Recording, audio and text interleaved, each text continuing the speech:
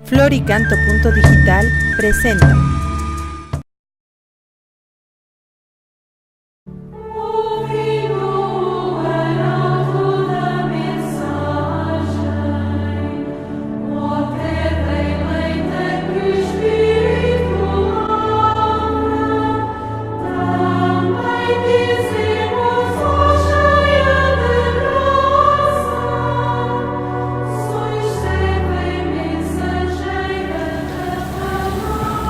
Bueno, muy bien, vamos a resumir un poquito rápido. Vimos la existencia de Dios, cómo se puede probar la existencia de Dios, los argumentos que ponen las personas ateas, los materialistas, los idealistas, etc.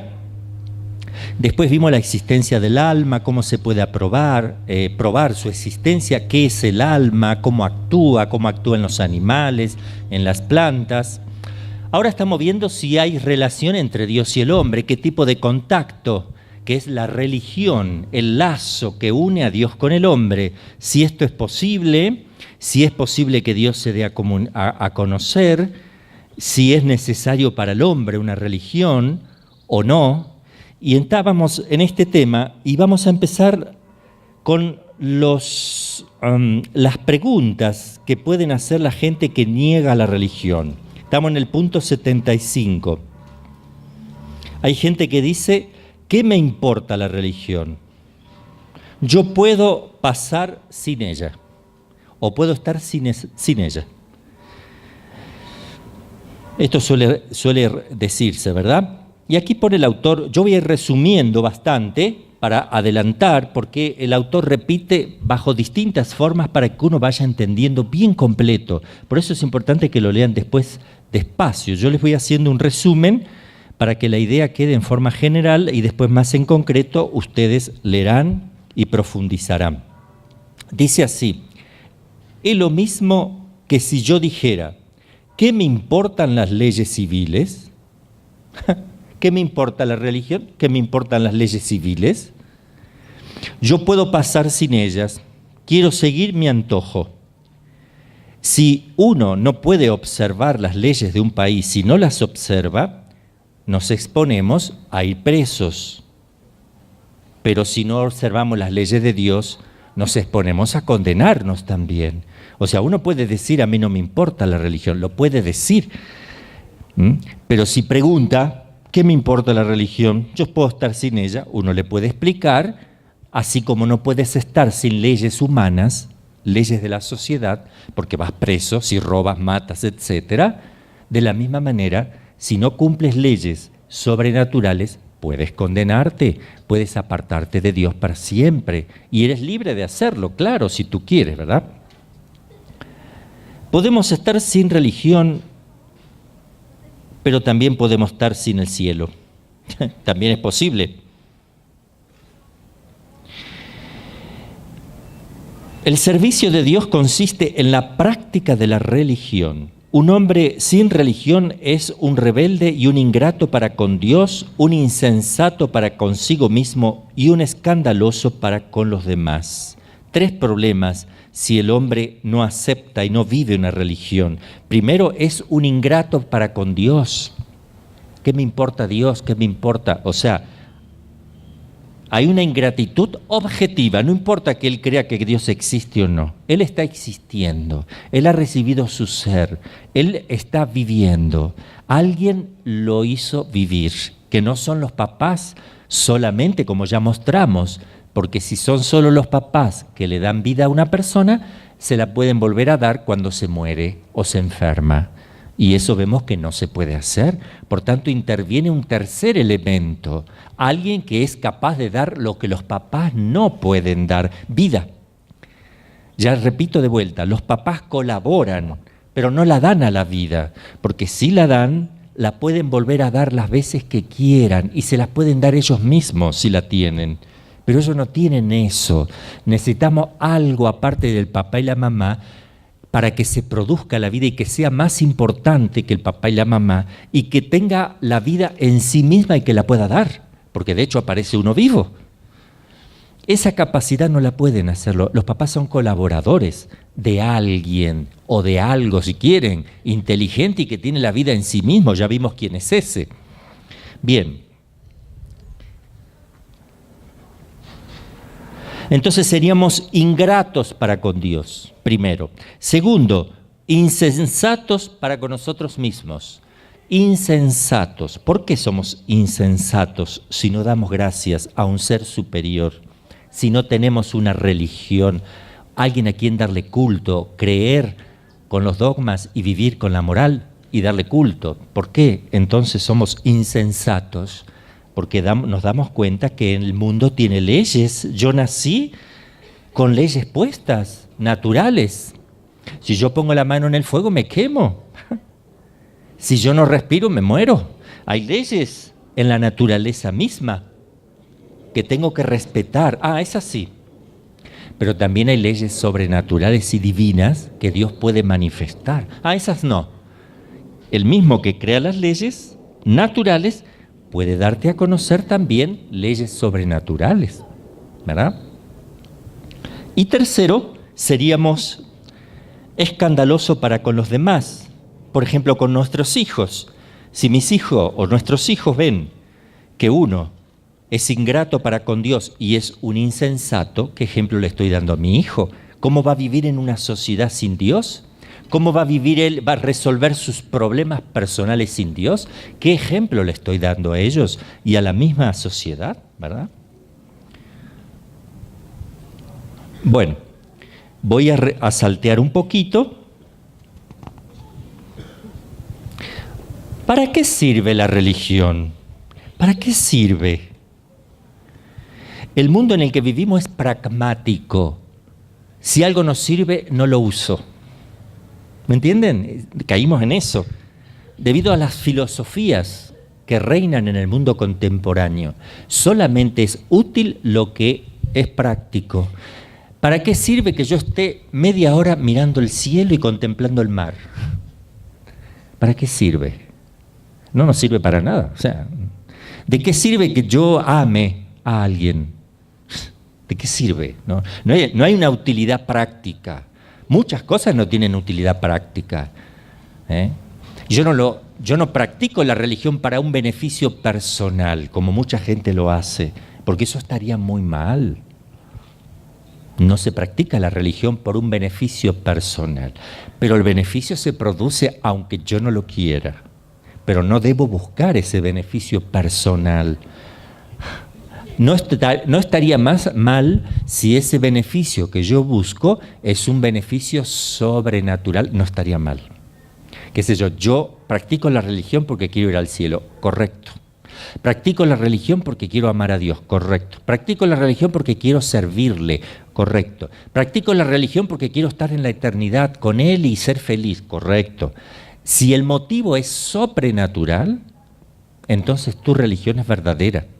Pero si tú vives tu fe por cuestiones prácticas, humanas, mundanas, ahí hay un serio problema. Puede suceder que estés queriendo utilizar a Dios.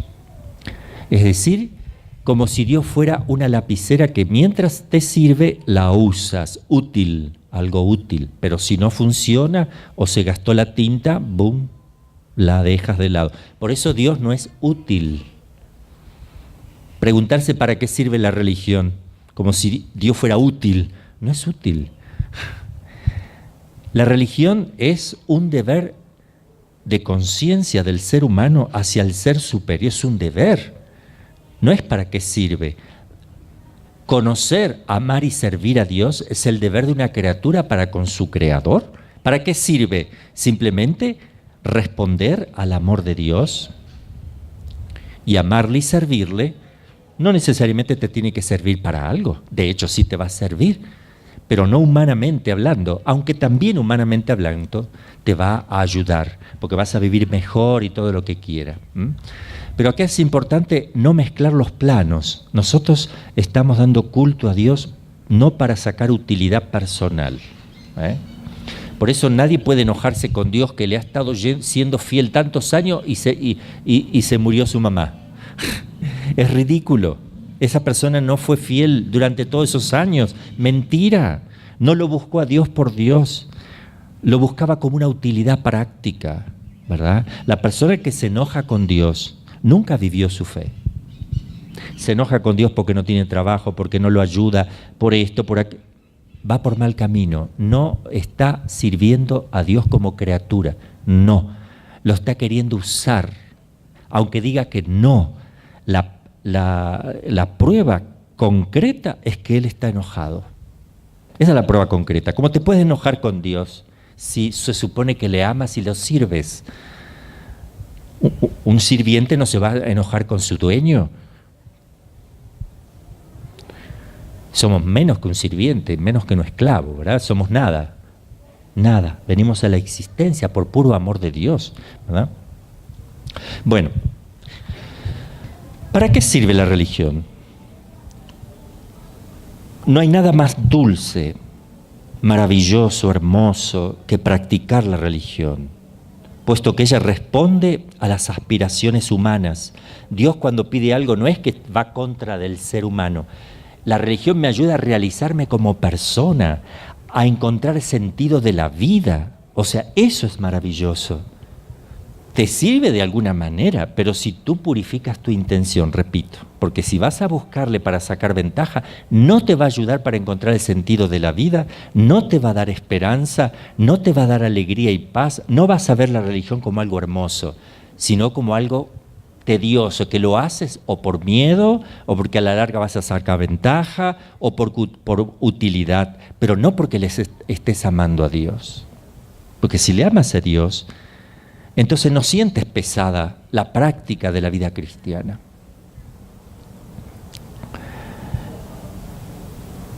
La religión sirve a Dios y sirve a los hombres, indirectamente sirve al hombre. Y ahí tenemos la razón que explica por qué la religión jamás será destruida. Es una necesidad del alma humana. Es una necesidad intrínseca del ser humano.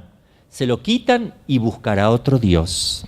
Útil, muy útil. Dinero, sexo, alcohol, droga, fama, honores, vanagloria, todo lo que sea. Buscará un Dios. Porque el hombre está hecho para eso. Se va a equivocar, ¿verdad? Pero lo va a buscar.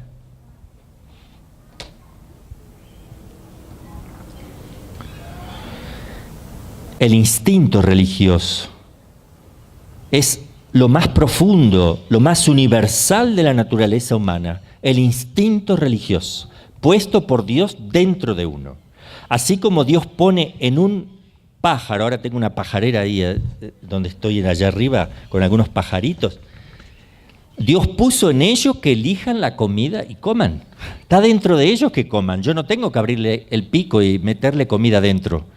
Lo hacen solo. Y nadie les dijo que tenían que abrir el pico, tragar. Nadie les enseñó a tragar. Está dentro de ellos eso. Bien, está en la naturaleza más profunda del ser humano. El deseo de Dios y de servirle y de estar. Quien no va por ese lado es porque está mal. Ese ser humano tiene un problema serio que resolver. Es una persona con serios problemas. Observemos también, me voy a apartar del texto, ¿verdad? Pero todo el mundo va al psiquiatra y al psicólogo ahora, ¿verdad? O si no, a la psicopedagoga, o qué sé yo, a buscar consejos. Y le cuentan todo, del marido, todo. Y de la suegra y todo le cuentan hasta los pecados más íntimos y todo. Necesita el ser humano sacar todo y que alguien le escuche y que le conozca su interior y su ser más íntimo, porque necesita de alguien, sobre todo cuando no tiene a Dios.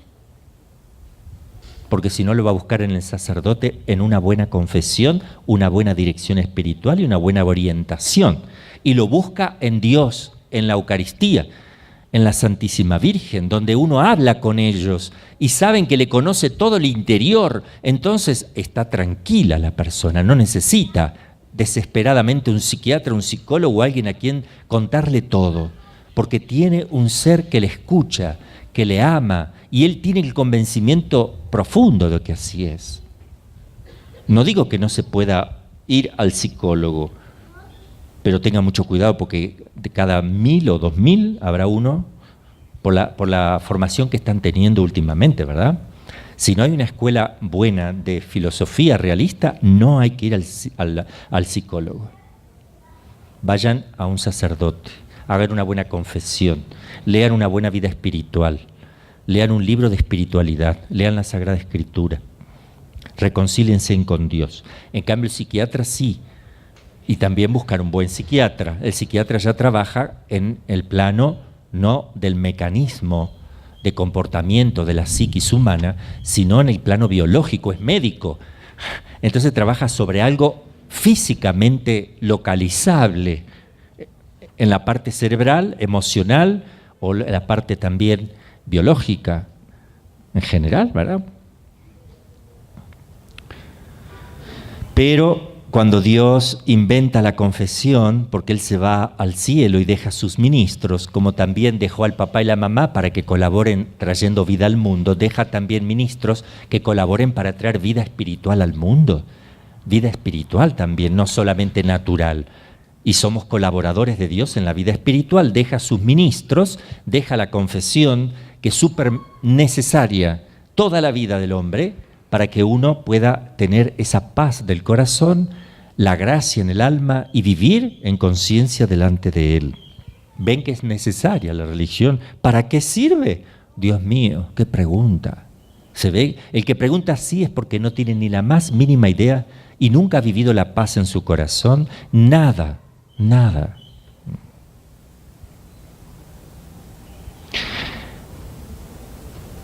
Entonces el instinto religioso es lo más profundo, más universal, lo más universal de la naturaleza humana. Donde hay rastros de hombre, hay rastros de religión. Más que el instinto que tiene un pájaro de abrir el pico para comer. Más. Porque esto es de orden espiritual, lo otro es físico, biológico. Esto es espiritual, es un alma espiritual que supera lo natural, lo material, cuasi infinitamente. ¿La religión para qué sirve? Es la salvaguardia de la sociedad. Inspira a los gobernantes a practicar la justicia. Impone al pueblo el respeto por la ley, el amor a la patria, el amor a las familias, el amor al prójimo. ¿Qué sería de una sociedad sin religión? ¿Para qué sirve? Dios mío, ¿cuánto que sirve? No es algo que puede estar o no estar. Por tanto, no hay cosa más útil que la religión, si quieren. Otra pregunta, ¿la religión es buena para las mujeres?, dicen algunos. Acá está, número 77. La religión es buena para las mujeres, ¿eh? Y lamentable, antes practicaban más la fe el varón. Es decir, antes, al principio, yo digo hasta la Revolución Francesa, era el varón el que rezaba en la familia, el que dirigía la oración en la familia y el que animaba a su esposa a seguir adelante en la fe, digamos, la animaba. Es el representante de Cristo en la familia, el hombre. Después de la Revolución Francesa, que se empezó toda la burla, el sarcasmo contra la fe y todo, fue apareciendo la religión como un sentimiento. Es algo que tú sientes, no. Y sobre todo después de la Reforma Protestante también, donde empieza el subjetivismo, las impresiones de la sensibilidad, los sentimientos a juzgar. Se juzga con los sentimientos, pero no con la cabeza, las cosas de Dios. ¿Cómo sabe que la Biblia es palabra de Dios? Porque lo siente, yo siento que eso es así. Por favor, no somos gatos, perros para sentir y salir corriendo ante un peligro, ¿verdad? Nosotros tenemos la inteligencia que es enormemente superior Y la religión está hecho para una cabeza, para una inteligencia, un corazón y los afectos. Pero primero a la inteligencia, la fe va a la inteligencia. Las verdades se captan con el entendimiento, se practican con la voluntad, se las siente y se las vive con los sentimientos. Pero no los sentimientos solos que juzgan todo. Entonces se cayó en una religión donde, bueno, la mujer es la que va porque es la que siente. El hombre es un bruto animal que puede trabajar en la tierra y listo. Así fue enfocándose la cuestión, ¿verdad? Y nunca hubo movimientos machistas, así como hay feminismo, ¿verdad? Porque el hombre era un bruto que tenía que trabajar la tierra y la mujer era la que iba a rezar porque tenía sentimiento. El hombre es un pobre bruto. No es así. Ambos tienen sentimiento, ambos tienen inteligencia, ambos están hechos para Dios y hay un orden en esa creación. Porque el hombre hace como de la inteligencia y la mujer de la voluntad. Uno hace del pensamiento y el otro del amor. Conocimiento y amor es lo que llama la persona moral. Juntos se complementan. No es que la mujer no tenga capacidad de pensar o el hombre de amar. Ambos piensan y aman, pero cuando se juntan se complementan como si fuera eso una sola cosa. Y también en el gobierno, el hombre está hecho para el gobierno más que la mujer en el hogar.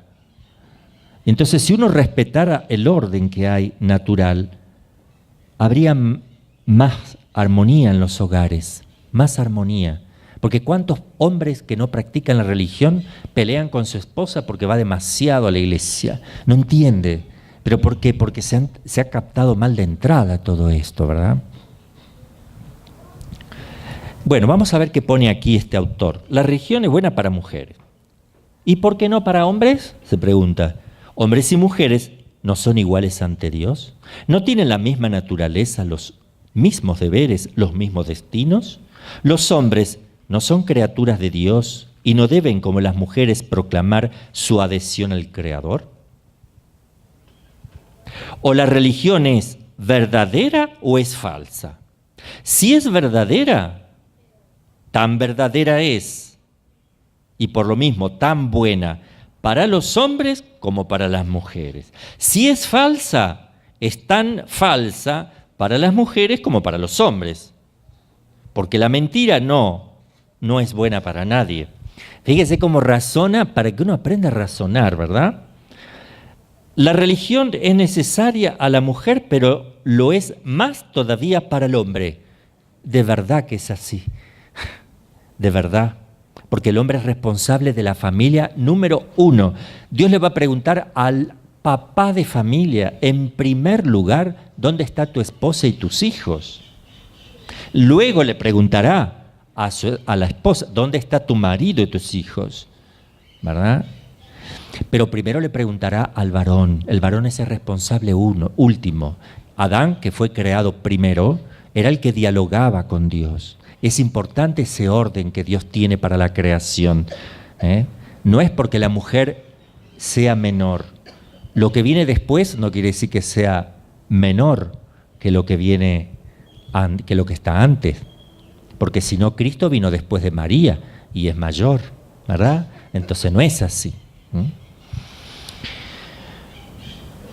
Lo que viene antes es porque hay un orden ontológico en la creación. Nos damos cuenta porque Dios creó en 6 etapas. 6 días, que son etapas, y hay un orden en esa etapa. Hay un orden perfecto que según los científicos es maravilloso, porque va de lo menos a lo más. En el relato de la creación es maravilloso. Pero también, como hay un orden en esos 6 días, también hay un orden en los seres humanos, en los animales, primero los vegetales, después los animales, luego el hombre, y en el hombre también hay un orden. Hay un orden. La mujer está hecha para ser protegida, por ejemplo, por el hombre.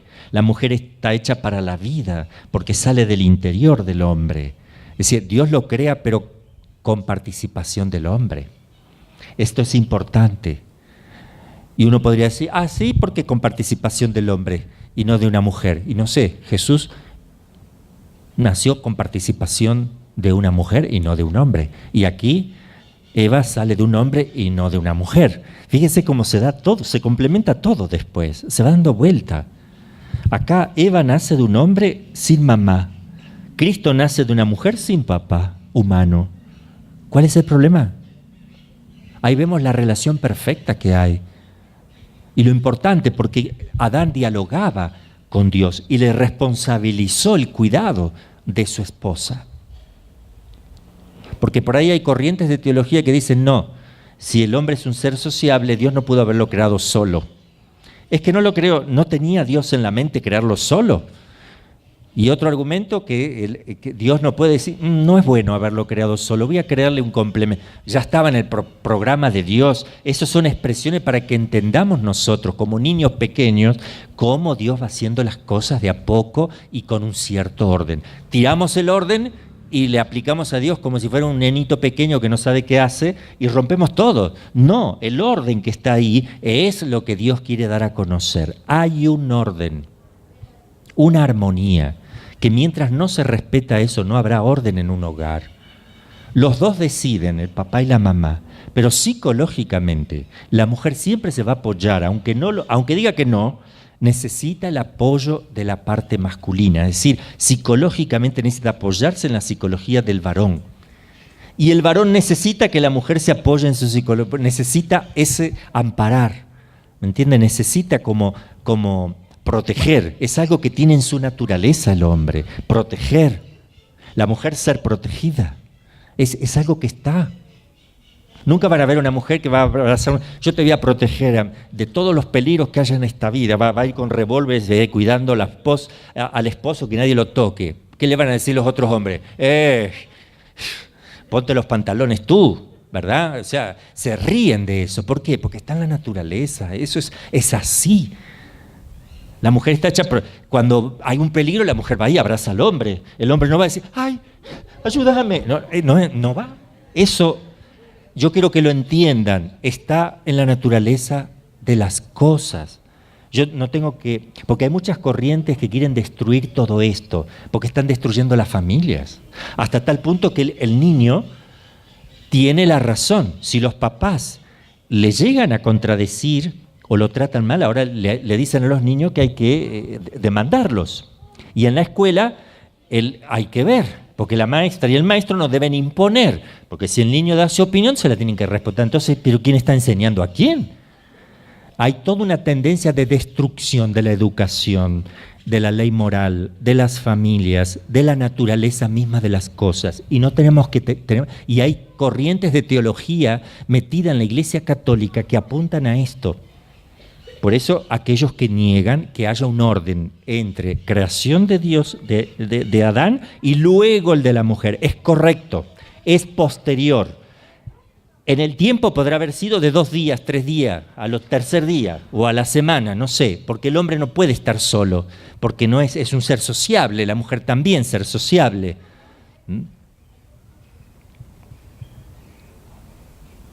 ¿Y cómo es feliz la mujer? Haciendo feliz al varón. Eso también está ahí. Y de alguna manera, cuando el varón deja que la mujer lo ponga contento, ella está contenta. Y ahí está. ¿Cómo hace contento el hombre a la mujer? Dejar que la mujer lo ponga contento a él. Dejarse poner contento.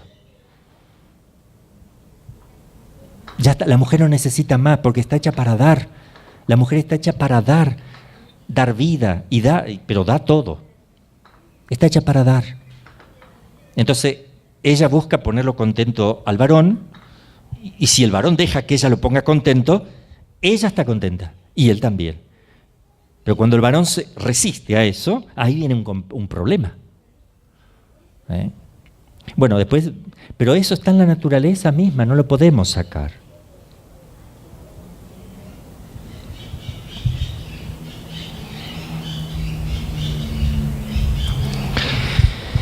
La religión es necesaria a la mujer, pero lo es más todavía para el hombre. Él es el jefe de familia y ha recibido la misión de guiarla a su destino, que es Dios.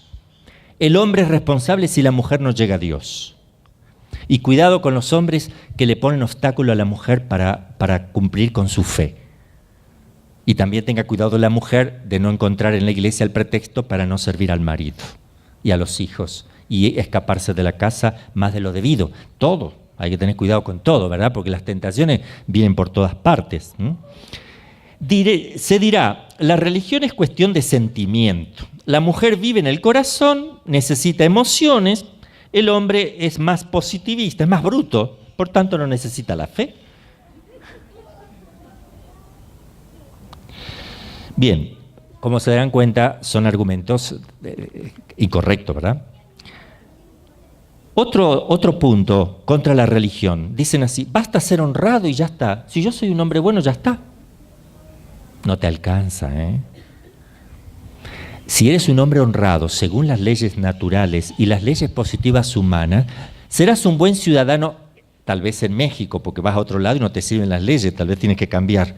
Donde estás, si cumples las leyes, serás honrado, buena persona, pero no te alcanza para la vida eterna.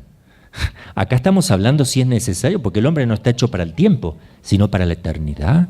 Es lo que desea el hombre. Yo les diría a ustedes, ¿cómo saben que ustedes están hechos para la eternidad y no para el tiempo? Levante la mano quien quisiera no morir jamás, tener una gran felicidad completísima y tener todo lo que uno desea y ser amado eternamente y amar eternamente sin nunca envejecer y sin morir. Y todos me levantarán la mano. Y ahí me doy cuenta, el hombre no está hecho para el tiempo. Todos tenemos eso, así como un pájaro abre la boca solo para comer su alpiste y sabe distinguir entre un alpiste y un pedacito de piedra, lo sabe distinguir porque hay una ley interna. Así también el hombre desea eso porque Dios se lo ha puesto. Dios le ha puesto eso en el corazón. Y eso es la natural. Ahí me está hablando Dios de que hay una vida eterna y que eso lo vamos a encontrar. Y me está diciendo que en este mundo no es posible eso porque nadie llegó a eso. ¿Cuántos? Basta ser honrado. Sí, basta para evitar el patíbulo o la cárcel. Basta ante los hombres quizás, pero no basta ante Dios, soberano juez. Porque hay personas que dicen, yo no mato, no robo y no le hago mal a nadie. Entonces no necesito a Dios, voy a ir al cielo. O sea, no necesito practicar la religión, perdón. Porque yo no mato, no robo y no le hago mal a nadie. Ahí se le terminó el mal. Imagínate, 2 males ahí nada más. Matar y robar, ¿verdad? Como si esas 2 cosas fueran los únicos males. Segundo, como si uno, cuidando de no hacerle mal a nadie en la sociedad, tú vas a ir al cielo. Si no le diste culto a Dios, que es uno de los elementos de la religión, no podrás entrar en la vida eterna. Si no practicaste la moral cristiana, no podrás entrar a la vida eterna. Al menos la moral natural, si es que no llegaste a conocer a Dios porque no tuviste la posibilidad. Y si no conoces la doctrina, ¿quién es Dios? No conoces, siendo católico, tu catecismo tampoco.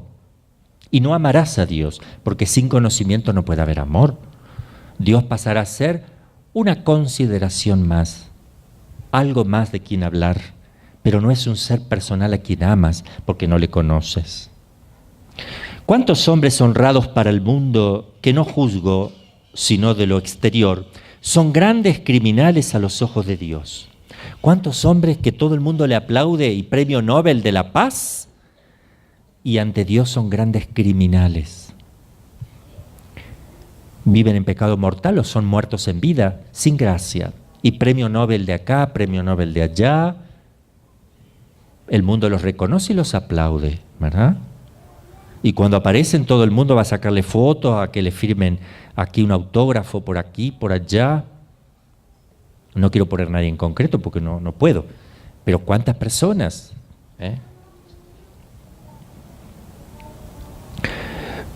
No se es honrado cuando no se practica la religión. Así que por más que digan yo soy honrado, uno tiene que decir no. Honrar, la palabra honrar es importante. Honrar padre y madre, yo soy honrado, yo honro a Dios. No, si eres honrado tienes que honrar primero lo que está en primer lugar. Porque si yo honro un pájaro y no honro una persona, ¿qué me van a decir? Si honro a un gusano, honro a ver una gallinita, un pollo, un pato, lo honro, pero no honro al prójimo. ¿Qué me van a decir? Estás mal. Y si honro al prójimo, pero no honro a Dios, ¿qué me van a decir? El que no cree en Dios te va a decir, correcto. Pero Dios sí existe. Y yo, si no honro a Dios y honro a los hombres y todo lo demás, no me sirve. Otra pregunta, otra consideración. Perdón. Yo tengo mi religión, sirvo a Dios a mi manera. Yo tengo mi religión. Sí, la botella. Yo tengo mi religión. Tú mismo. Yo tengo mi religión. ¿Qué cosas? Tus ideas, tus caprichos, tu vida sin sentido. ¿O qué cosa es tu religión? ¿Verdad? Yo tengo mi religión, sirvo a Dios a mi manera. ¿Qué manera de servir? Tendrías razón si Dios hubiera dicho, cada cual podrá servirme como quiera, pero no es así. Dios es el único que tiene derechos divinos. Si tenemos derechos humanos, imagínense si Dios no tiene derecho divino, para decidir y decir a su siervo la manera como a él hay que honrarle y servirle. El obrero que quiera hacer el trabajo a su capricho sería despedido inmediatamente. Un soldado que dijera, hago el ejercicio a mi manera y ataco como quiero, no se libraría del castigo. Si cada uno se arroga el derecho de crearse una religión a su manera, nacerían millares de religiones ridículas y contradictorias, como lo prueba la historia de los pueblos paganos y de las sectas protestantes. Si cada uno pudiera hacer su religión, me pregunto yo, ¿para qué bajó Cristo? ¿Para qué Dios se hizo hombre? ¿Verdad? No hacía falta. ¿Para qué sufrió de esa manera? ¿Para qué cuando enseñaba hacía un milagro? Para probar lo que enseñaba. ¿Pero por qué? ¿Para qué lo quiere probar? Para que lo vivamos, para que tengamos seguridad. Ya vamos a ver cómo se prueba la religión, porque nosotros abrazamos la religión, ahora ya vamos a ver un poquito más adelante cómo sé que esta religión es mía. A ver, yo quiero pruebas, y ya vamos a tener que poner las pruebas, ¿verdad? Pero vamos despacito.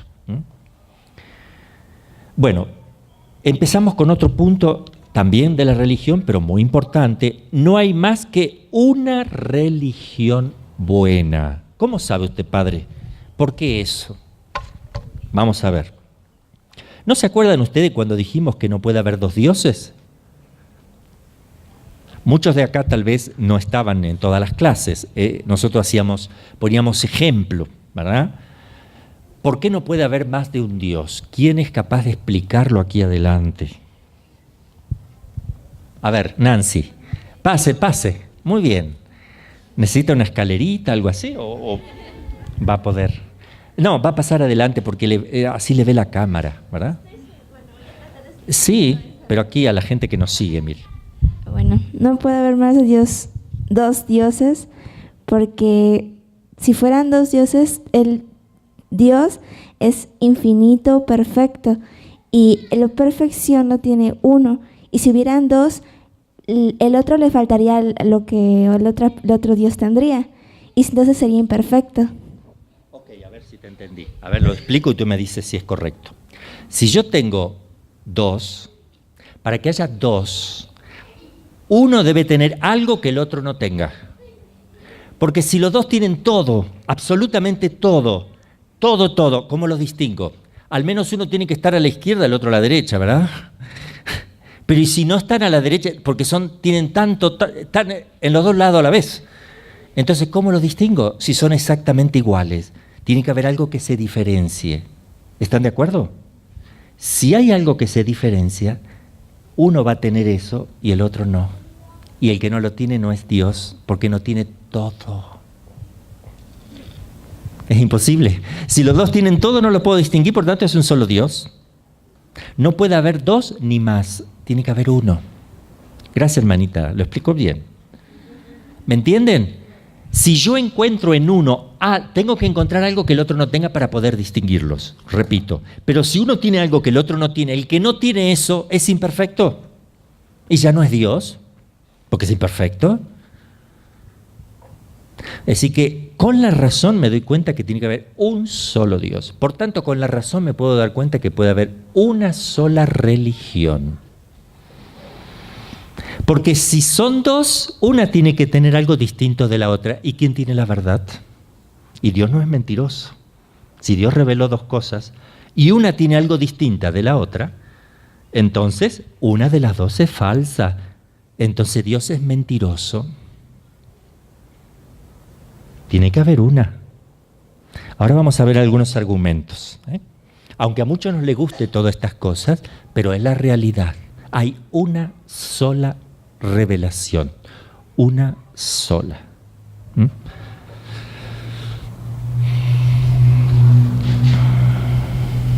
¿Pueden existir varias religiones buenas? Bueno, ya está. Yo le pongo ese argumento, ¿verdad? Acá pone alguna otra cosita. Así como no hay más que un solo Dios, no hay más que una sola verdadera religión. Una religión, para ser buena, debe agradar a Dios. ¿Están de acuerdo? Para que sea buena tiene que agradarle a Dios, primer punto. Pero como Dios es la verdad y una religión falsa no podría agradarle, no puede aprobar una religión fundada sobre la mentira y el error. No puede existir más que una sola religión verdadera, pues la religión es el conjunto de nuestros deberes para con Dios. Y estos deberes son los mismos para todos los hombres. Todos somos iguales y tenemos las mismas obligaciones. No hay una persona que no necesite a la Virgen María. No hay otra que no necesite la Eucaristía. No hay otro que no necesite confesarse. No hay otro que no necesite el sacerdote. No hay otro que no necesite el Papa. No. Todos necesitamos todas las cosas. Somos iguales. Toda religión, acuérdense que necesita tres cosas que la componen. El dogma, las cosas que tengo que creer, el catecismo.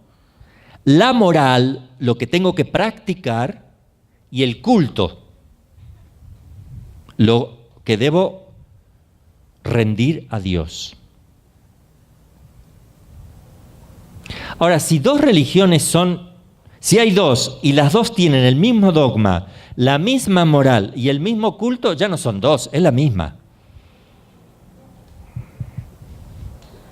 Si son distintas, no pueden serlo, sino por enseñar doctrinas diferentes. Y Dios no se contradice. No puede Dios tener o haber revelado dos cosas opuestas o distintas entre sí.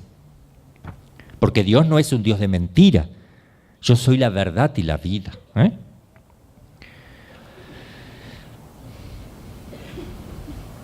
Cuando los protestantes dicen, nosotros servimos al mismo Dios que los católicos, luego nuestra religión es tan buena como la de ellos, contestamos, ciertamente ustedes sirven al mismo Dios, porque hay uno solo, puesto que no hay más que uno, pero no les sirven de la misma manera. No lo están haciendo de la misma manera que los católicos. Eso es lógico, no es igual. No lo sirven en la forma con que sirve un católico. Y ahí está la diferencia. ¿Quién es el que debe decir cómo? El Señor, Dios. ¿Cómo se le da culto? El Señor. Otra objeción. Todas las religiones son buenas. No todas las monedas o los billetes son buenos, porque hay algunos falsos, ¿verdad? No hay que distinguir entre las verdades. ¿No distinguimos acaso entre los billetes, los verdaderos de los falsos? Ahora cuando uno va al supermercado le miran todos los billetes de 100, de 50, todo se mira así, a la luz. Y uno dice, me pones mal, porque me estás tomando de un ladrón, de un estafador, porque a mí me pone tan mal, a mí me hace mal cuando uno paga y empiezan como diciendo, no, Miro a la gente que miran todo como diciendo, yo no soy el... Tal vez vayan a encontrar una, porque yo tampoco me doy cuenta. Tal vez, si lleguen a encontrar una falsa, yo me voy a poner rojo, voy a decir, mire, disculpe, no. Qué feo que es eso. Pero hay monedas falsas. Y no es lo mismo que la verdadera, por eso se cuida tanto. Si se cuida tanto un billete, ¿por qué no cuidamos la fe? ¿Por qué no miramos la fe así a la luz? ¿Por qué cada verdad no la vemos bien y estudiamos bien y la vivimos bien? ¿Por qué no?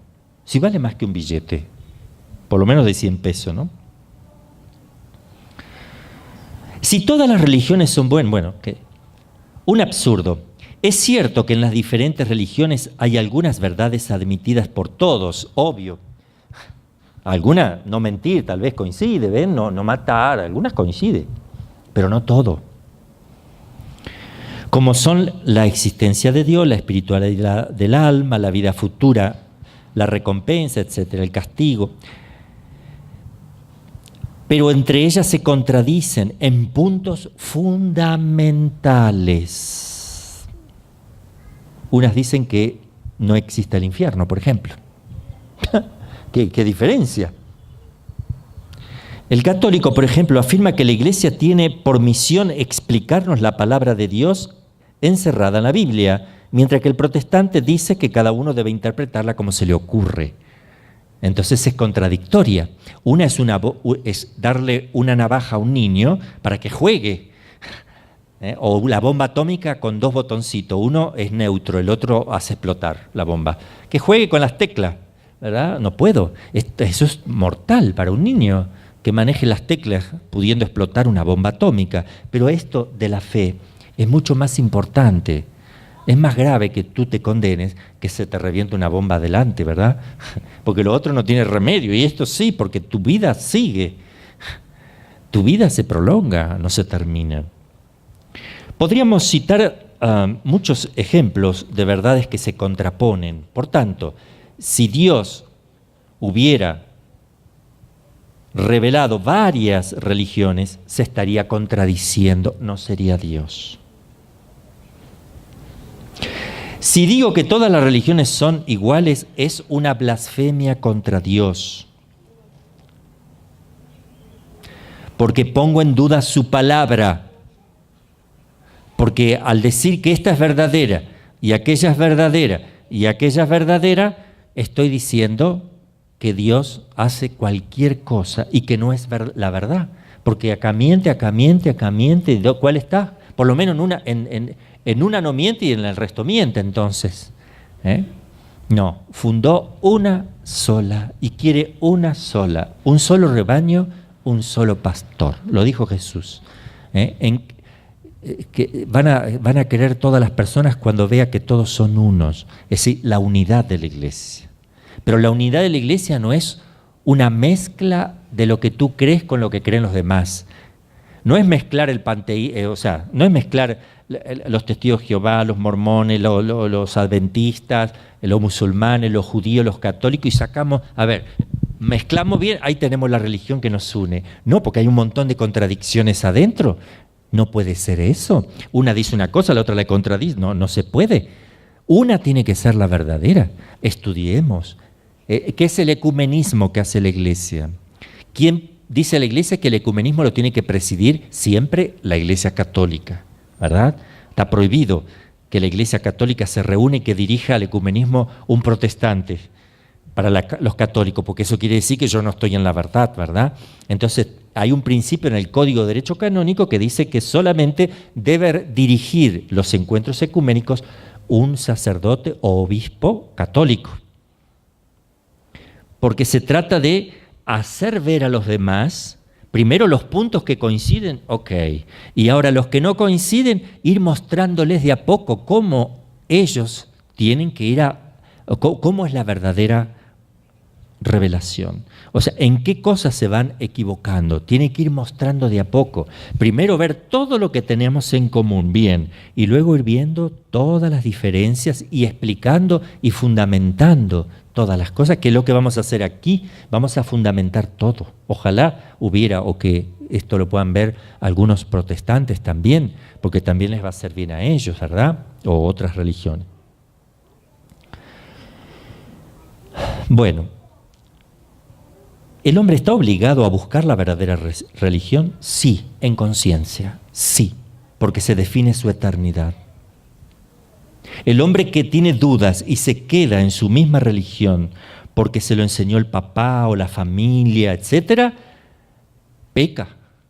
Porque hay que servir a Dios antes que a los hombres. Yo no puedo decir, soy de esta religión porque mis padres así me formaron y ellos también son de esta religión. No, yo tengo que ver en conciencia y profundizar. Cuando yo profundizo la religión que tengo, porque todos debemos profundizarla, y me doy cuenta que no es la correcta, debo en conciencia seguir buscando hasta encontrar la verdad. Porque Dios me va a pedir cuenta, ¿qué has hecho con la búsqueda de la verdad? ¿Te quedaste quietito, cómodamente, en un sillón, sin problema, como si la vida eterna a ti no te importara? Como si lo único que importa es tener una religión. No, no es lo único que importa tener una religión. Tienes que llegar a la vida eterna para amar a Dios y estar con Él. La religión es un medio y tiene que ser la correcta. Si tú tienes varios caminos, no es lo mismo agarrar un camino porque tus padres todos tus papás pasaron por este camino. Pero ¿a dónde te lleva este camino? Tienes que estudiarlo, ¿verdad? Lo mismo un católico. El católico tiene que decir, ok, a ver, voy a profundizar la fe. Es lo que estamos haciendo. Si alguno, mientras nosotros estudiamos estas cosas, ¿verdad? O estudiamos el catecismo, como ya lo vimos todo, encuentra que hay un problema porque no le cierra algún tema, tiene que preguntar, tiene que investigar, tiene que volver a preguntar. No se quede con una duda, ¿verdad? Lo mismo en las demás religiones. No se puede quedar uno con una duda sobre lo que viene para toda la eternidad, sobre lo que se juega la eternidad. Están aquellos que no tienen duda, porque sinceramente han hecho lo posible y no son católicos, pero han hecho lo posible y vivieron según la ley natural. Investigaron hasta donde pudieron, no les alcanzó el tiempo, que ellos murieron de joven, no tuvieron libros, no tenían quién. Dios se llama los hombres de buena voluntad, que Dios tiene en cuenta su buena voluntad, aunque no hayan sido católicos, porque de verdad estuvieron buscando la verdad, y Cristo es la verdad. Pero tiene que haber de verdad una búsqueda, no quedarme sentado, sino una búsqueda. Segundo, el que duda un poco tiene obligación en conciencia de sacarse esa duda, de estudiar y profundizar. Tercero, el que sabe que está errado, pero por conveniencias humanas, porque trabaja de pastor, o porque le conviene estar en esa religión, porque tiene trabajo, lo que sea, por esas cuestiones peca gravemente, gravísimamente, porque está llevando una doble vida, ¿verdad? Ahora nos preguntamos, ¿cuál es la verdadera? ¿Cuál es la verdadera religión? Y como nos metemos ahora bien concreto en un punto importante, recreo 15 minutos. Seguimos. La verdadera religión es la que viene de Dios. A ver, vamos a grabar bien en nuestra mente para que no nos confundan. Este es un razonamiento que tenemos que hacer desde lo básico. La verdadera tiene que venir de Dios, punto. Yo tengo que demostrar eso. La que Dios mismo ha revelado. Esa es la verdadera. Ahora, vamos a ver. La verdadera religión debe venir de Dios. En una casa el padre, el cabeza de familia, es el que debe mandar. Él es el que debe dictar leyes a su familia. El que ordena a la familia, que dice, vamos a estar a esta hora, se hace esto, se organiza aquí, vamos a comer a tal hora. Dios es el padre y el rey de la familia humana. Luego, a Dios solo compete el derecho de regular el culto que el hombre está obligado a tributarle. A Él solo determinar el modo como quiere ser honrado, el modo. A Él solo le corresponde el derecho de ser honrado. Y Dios nos enseña de dos maneras. A través de la naturaleza nos enseña. Ya están esas leyes, no las puedo transgredir. Aunque yo las quiera negar, La mayoría me va a decir que estoy loco, pero con el tiempo hasta se pueden hacer cosas contra la ley natural, ¿eh? De hecho, no sé, no quiero decir cosas porque a mí me da vergüenza las cosas, las leyes, las cosas que leo en los periódicos. Yo no, ni sé cómo explicarlo porque a mí me da vergüenza lo que le enseñan a los jóvenes, ¿verdad? Tener relaciones como animales, ni quiero decir cosas así porque de verdad es tan feo todo eso. Pero están haciendo cosas contra la naturaleza. Y por eso uno no puede estar tranquilo. Entonces Dios me habla por la naturaleza, ¿verdad? Me habla por la ley natural que ya está. Pero también puede, si quiere, darme a conocer sobrenaturalmente, que Él manifieste en forma de ley positiva lo que quiera. No solo natural, sino positiva. Harás esto, harás aquello, quiero esto. Eso lo puede hacer Dios. Es posible al menos. Vamos a ver si lo hizo. Pero es posible. Porque así como el hombre también nace aquí y tiene sus leyes naturales, pero también dicta leyes positivas. Toda autoridad tiene que legislar también y hacer cumplir las leyes, ¿verdad? Entonces, también Dios dicta leyes, además de haberla puesto en la naturaleza, indica qué se debe hacer. Es posible al menos, vamos a demostrar si eso es así.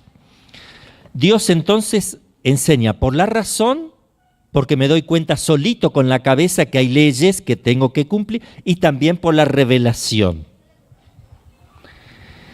Por la revelación consiste en verdades y preceptos. Puede Dios expresar directamente lo que quiere o a través de alguien. También lo puede hacer. Que tome una persona y a través de esa nos indique qué debemos hacer. Un profeta, por ejemplo, o alguien que tenga contacto con él, que demuestre que de verdad, y lo fundamente, que de verdad está representando a Dios. Si es demostrado con cosas que no me cabe duda alguna que así es, entonces pues es creíble. Al menos es creíble que pueda ser Dios. Entonces vamos a ver si la revelación esa es posible, si es necesaria,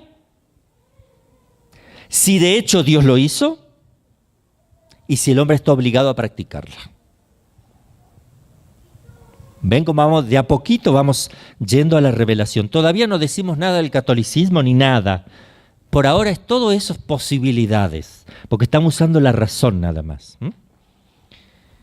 ¿Qué es la revelación? Si voy a hablar de la revelación, vamos a ver qué es la revelación. La revelación es la manifestación de las verdades religiosas que Dios hace al hombre, fuera de las leyes ordinarias, naturales, que las complementan esas leyes, no las contradicen, porque si no, no sería el único y mismo Dios. Complementan leyes naturales. La palabra revelar significa, ¿qué significa revelar? ¿Qué es un velo? Revelar, quitar el velo, algo que cubre, algo que no se puede saber lo que hay debajo, uno levanta eso y quita el velo, ¿verdad? Revelar viene de ahí, entonces Dios revela, la palabra revelar significa apartar el velo que cubre un objeto, es decir, manifestar a alguien una cosa que él ignoraba y que había olvidado. Dios revela cuando manifiesta a nuestra inteligencia verdades, hasta entonces desconocidas, olvidadas o mal entendidas. Desconocidas totalmente, olvidadas o mal entendidas. Dios se revela para que podamos conocer bien y llegar más seguro a la vida eterna.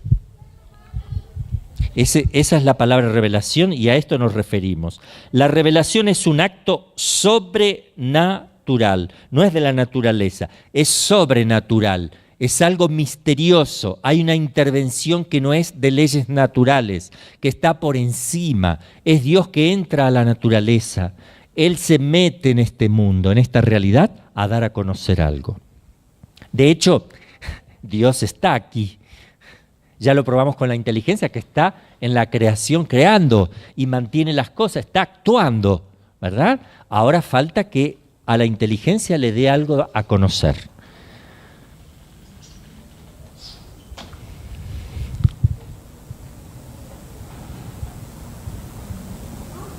Entonces, un acto sobrenatural, Dios lo puede hacer directamente o indirectamente.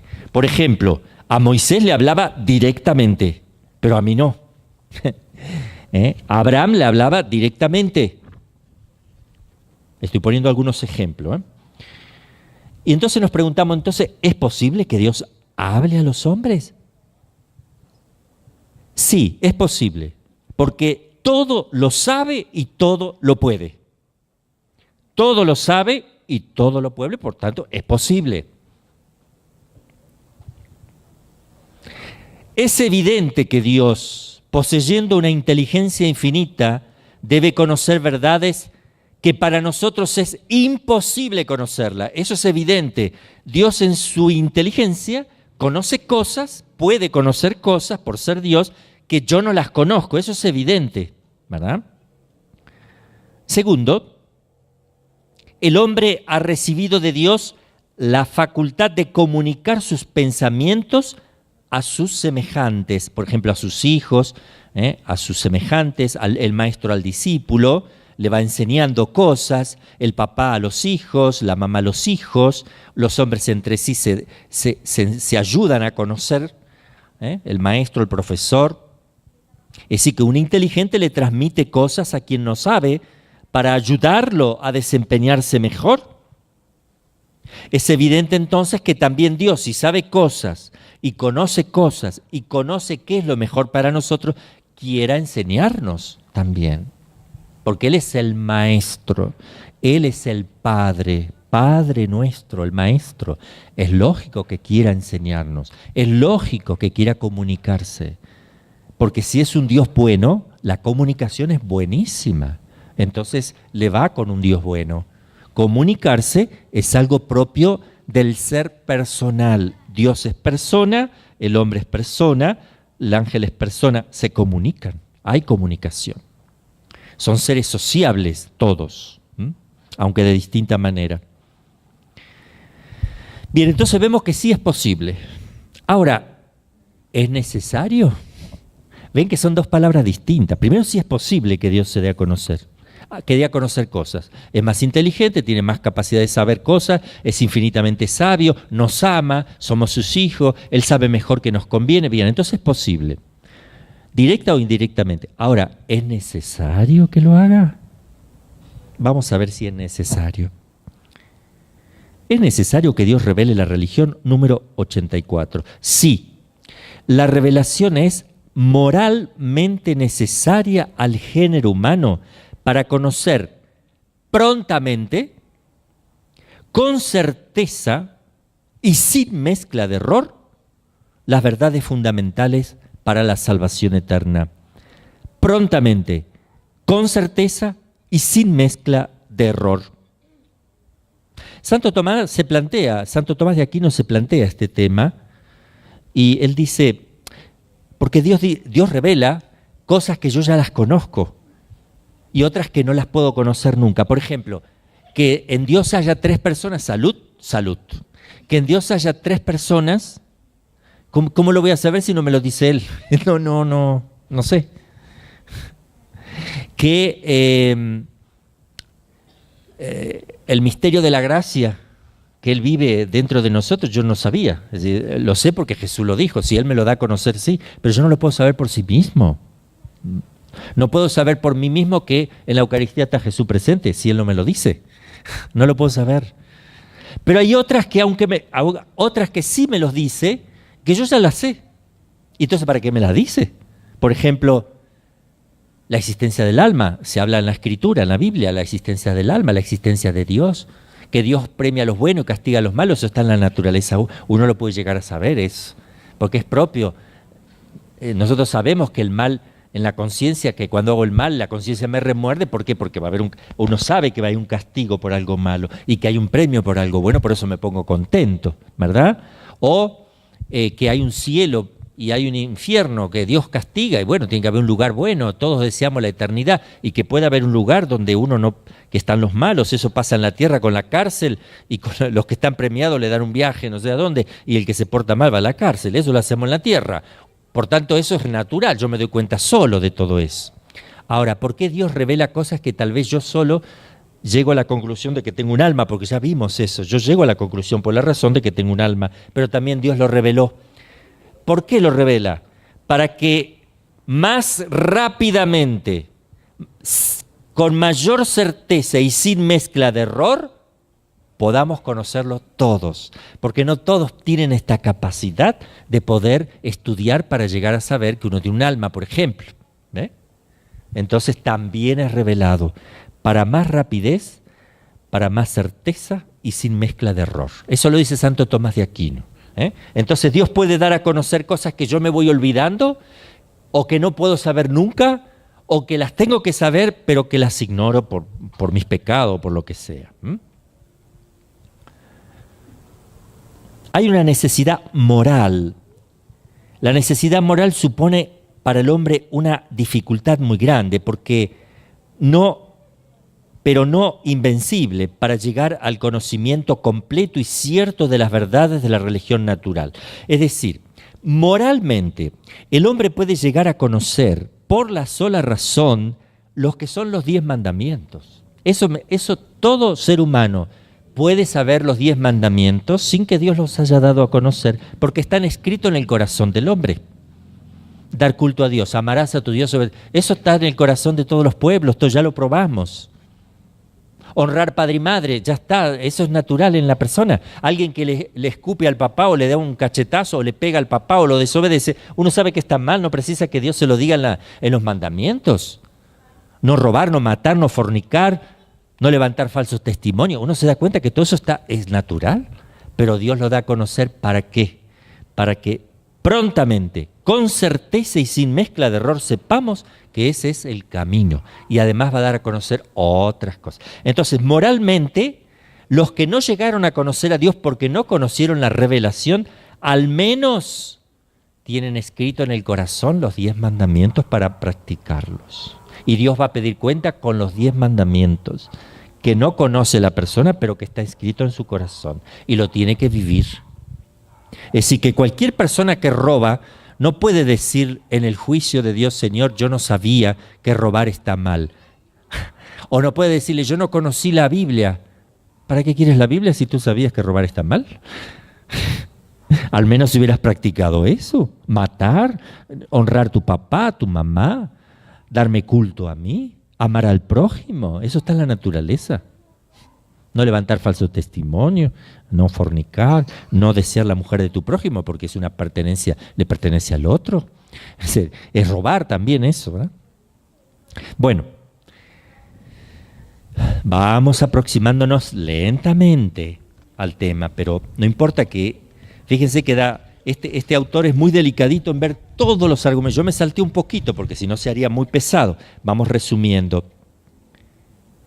Algunos dicen, me basta la razón y no necesito la revelación. Y esto es falso. Primero, la razón no ha bastado a los más grandes genios del universo para conocer el conjunto de las verdades y deberes religiosos. Por ejemplo, hay pueblos que terminaron siendo caníbales y matando, dando culto a dioses, como por ejemplo el sol, y matando víctimas para darle de comer al sol, para que al otro día amanezca, ¿verdad? O sea, pero porque son errores de la naturaleza humana. Hay un reconocimiento de un Dios, saben que hay que ofrecerle cosas, pero ahí puede intervenir el demonio que me hace ver que eso es lo que tengo que hacer cuando puedo hacer otras cosas, ofrecerle fruta y mi trabajo y las primicias de los trabajos o lo que sea. Bueno, ahí entra la naturaleza caída, entra el demonio que tienta y entra el mundo. Y hay un error. Pero si Dios lo revela y da a conocer cómo quiere el culto, entonces el hombre no va a caer en eso. porque sabe por revelación cómo Dios quiere ser amado. La razón ni siquiera es capaz de resolver todas las cuestiones que deben necesariamente formar parte de una religión. La razón no lo hace todo. Necesita que Dios le dé a conocer cómo Él quiere ser honrado, amado, glorificado. La religión sobrenatural requiere misterios, preceptos positivos, un fin sobrenatural y medios que convenzan, medios que me convenzan de que eso sí es de Dios y de que eso está revelado. Vamos a ver esto.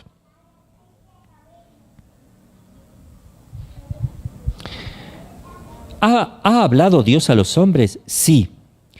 Y es tan cierta que Dios ha hablado a los hombres como lo es que el sol brilla al mediodía en un cielo sin nubes. La revelación es un hecho histórico 1000 veces más cierto que todos los que nos presenta la historia. Atención con esto. Dice el autor que la revelación, el hecho de que Dios revele cosas, es más cierto que todo lo que la historia misma nos revela. A ver si esto es así. Tenemos como prueba la historia de dos grandes pueblos, el pueblo judío y el pueblo cristiano, que cuentan con más de 500 millones de hombres esparcidos por todas partes del mundo. Dos grandes religiones, judía y cristiana.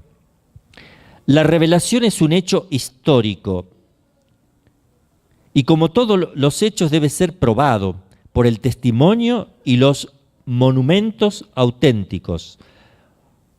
Por el contrario, la divinidad de la revelación se demuestra por las señales divinas que la han acompañado, es decir, por los milagros y las profecías.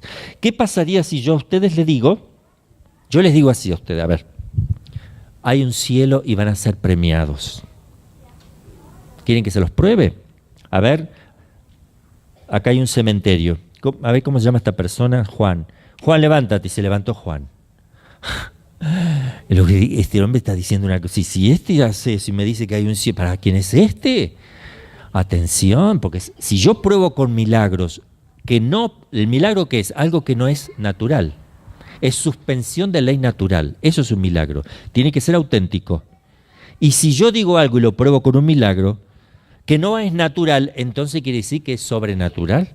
Entonces estoy dando validez a lo que estoy diciendo por un hecho que todos están viendo, que es sobrenatural. Entonces, lo que el Padre está diciendo, que si Dios me está diciendo algo y yo se lo digo y lo pruebo con un milagro que es imposible que la naturaleza lo repita, transformar agua en vino, por ejemplo, entonces lo que el Padre está diciendo es verdad porque ahí lo está probando. Porque eso solo se puede hacer por iniciativa sobrenatural, porque naturalmente no es posible. Entonces, si el Padre está diciendo algo sobrenatural, Él dice que está diciendo algo que Dios se lo dice, Él lo dice, pero lo probó, quiere decir que el mismo que le está revelando a Dios está obrando en eso, probando que eso solo se puede hacer sobrenaturalmente, por tanto, me está confirmando que lo que digo es sobrenatural. ¿Me entienden el razonamiento? Ok, vamos a ir probando las cosas en el Antiguo Testamento, en el pueblo judío y en el pueblo cristiano, donde se fundamenta nuestra fe.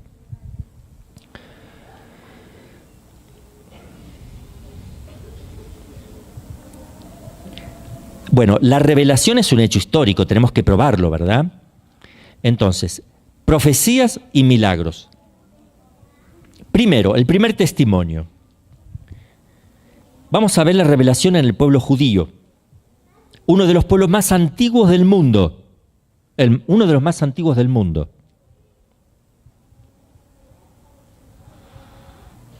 Los judíos afirman que Dios habló al pueblo de Israel por medio de Moisés, Vamos a saltear a Abraham, todo eso, porque con Moisés ya se organiza el pueblo, ¿verdad? De una manera distinta, es un legislador.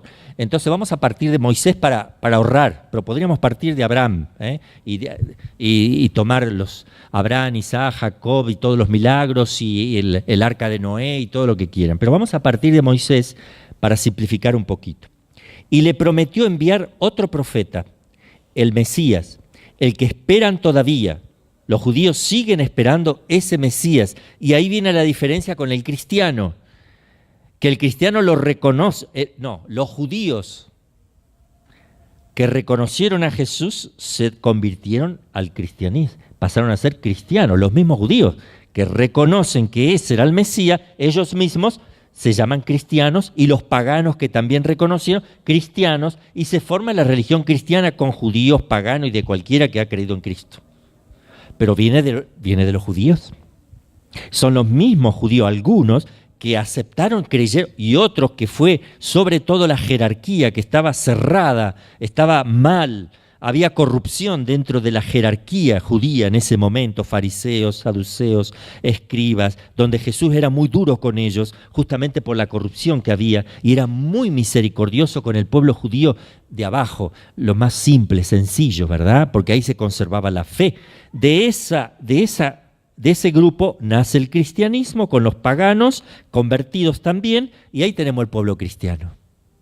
Ok.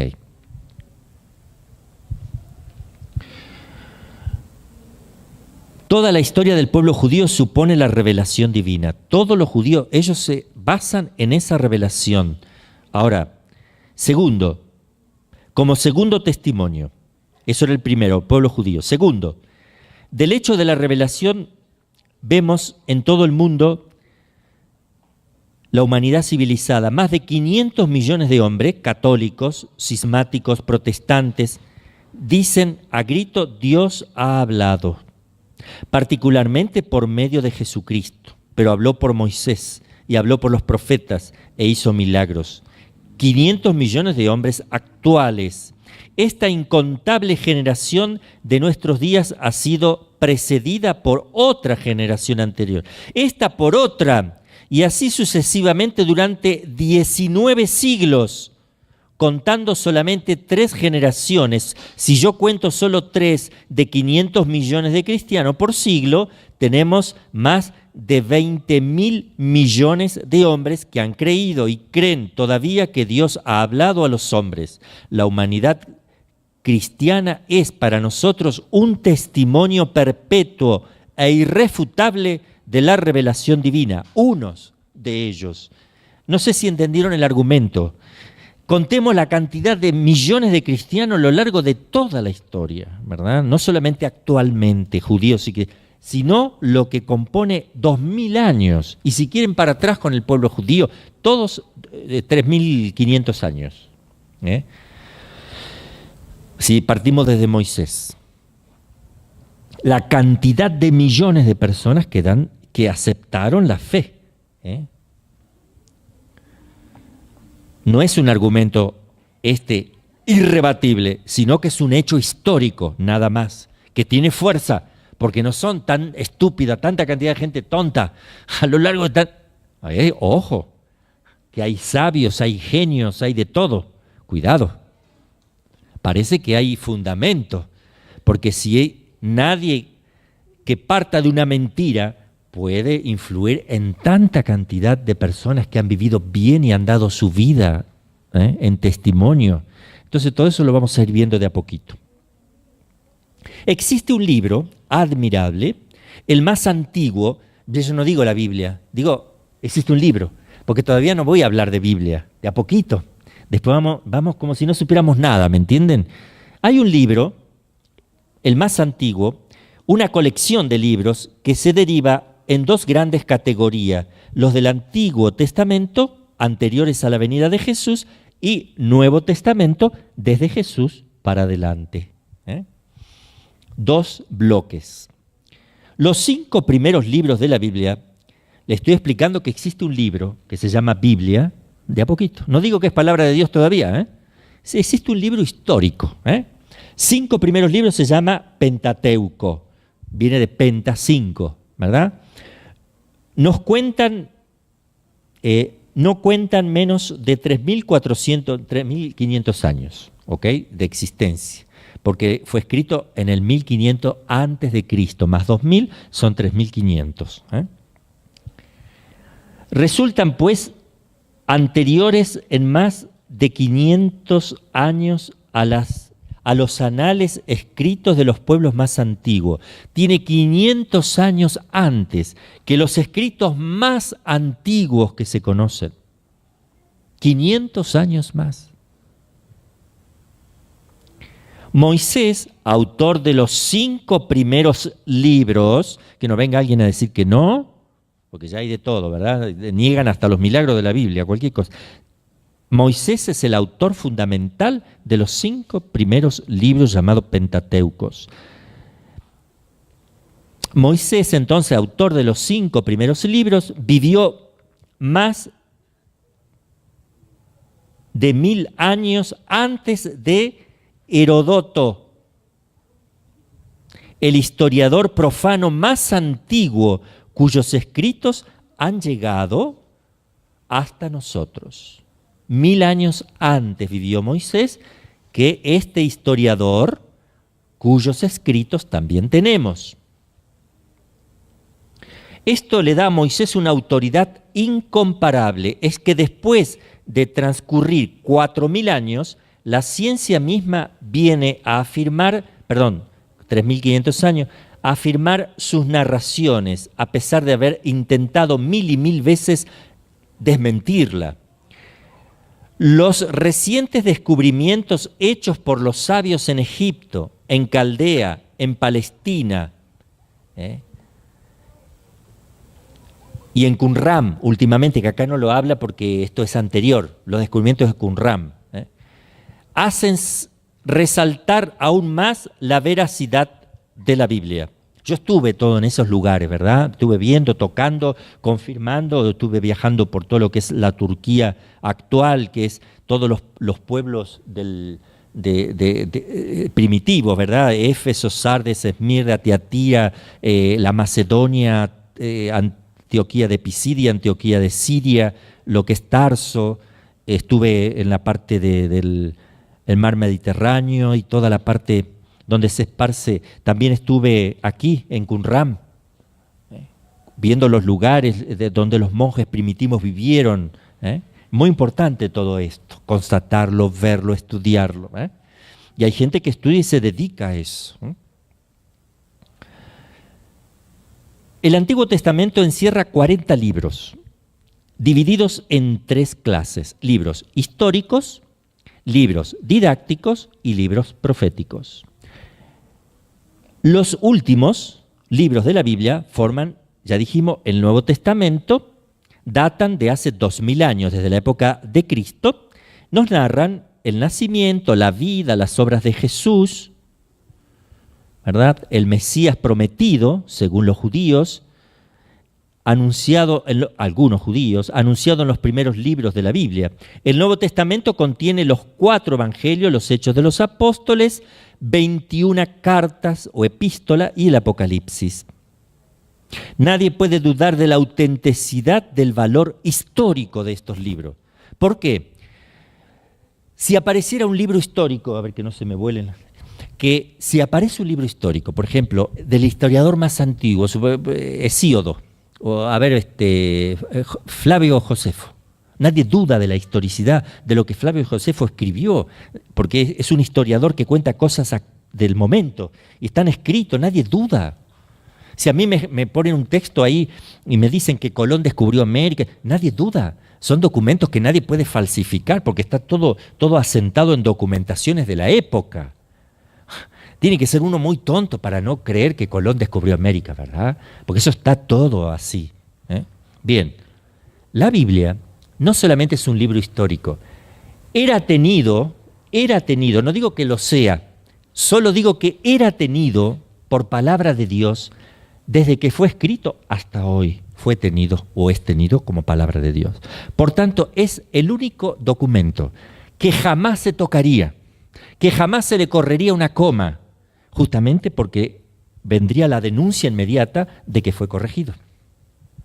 El cuidado, justamente por tenerlo como, no digo que sea palabra de Dios todavía, pero por tenerlo como palabra de Dios, era tan respetado, tan cuidado, que era imposible falsificar algo. Imposible. Más que cualquier otro documento histórico. Si yo creo que Colón vino a América y veo que tengo la Biblia, sé que la Biblia no fue tocada. No puede ser falsificada. Donde está mal traducida, ¿vieron que uno dice, esta Biblia, cuidado porque está mal traducido en algunos puntos? ¡Bum! Fuera. Porque están los documentos originales. Está la versión griega de los 70, ¿verdad? Que 400 años antes de Cristo se escribieron en Egipto. 70 sabios que tradujeron del hebreo al griego, con 70 traductores que se la pasaron haciendo ayuno y oración. Eran sabios expertos en traducción del hebreo y del griego. Perfecto, 70 sabios, por eso se llama versión de los 70. ¿Qué hicieron? Tomaron la Biblia hebrea, que venía siempre siendo la misma, y hicieron una traducción al griego, pero por separados. Cuando se juntaron los 70, coincidieron los 70 hasta en la coma. Todo, no hubo ninguna... Eso es histórico lo que le estoy diciendo. No hubo ningún desfasaje de palabra, nada. Los 70 sabios, por eso se llama la versión griega de los 70, muy famosa, porque coincidieron los 70 en la traducción. Fue milagroso eso no sucede. Si con dos personas que traducen una misma cosa no va. Esto es milagroso, es una intervención milagrosa de la cual llamó mucho la atención. Cuando Cristo vino a la tierra, Él citaba esa versión griega de los 70. Citaba eso. Las frases que decía Jesús eran de la versión griega de los 70, que es una traducción del hebreo al griego. 400 años antes de Cristo fueron entre 400 y 450 años antes de Cristo. Bien, pero fíjense ustedes, yo quiero que al menos humanamente veamos lo que es este documento. Palabra de Dios, no te lo van a tocar. Es el documento más fiel desde el punto de vista humano. Ahora, si está escrito ahí como documento que Cristo le dice a una persona llamada Lázaro, que huele mal y que 4 días está sepultado, y dice que eso fue así, es un documento que se escribe en el momento, los evangelios, que están vivo un montón de gente que le pueden decir, eso es mentira, eso es falso, no puedes ponerlo como palabra de Dios porque eres un mentiroso, esto no se juega con la palabra de lo que sea. Nada. Era tenido perfectamente como tal, con todos los testigos que había, porque había un montón de gente en el funeral de Lázaro, porque era muy conocido en Israel y cerquita de Jerusalén. Y le dice, levántate, yo te lo ordeno, y resucita un muerto. Evidentemente, ahí tengo un testimonio irrefutable porque es un documento, pero además la palabra de esa persona tiene poder para dar vida a la carne podrida, por ejemplo. Estoy poniendo un ejemplo de Jesús, pero vamos a ir para Moisés ahora, para atrás, con las plagas de Egipto, con un montón de cosas que han sucedido y son documentos históricos, donde el rey de Egipto se asusta y dice, váyanse. Es histórico todo eso. Entonces, si eso ocurre, es porque hay algo hay verdad. Deja salir todo un pueblo que después se arrepiente y los sale a perseguir y que los destruye el mar rojo, los destruye todas. Eso es histórico. Bien, vamos a ir despacito. Yo me entusiasmo y se me va el tiempo, ¿verdad? Bueno, vamos a dejar aquí. Pero ahora nos vamos a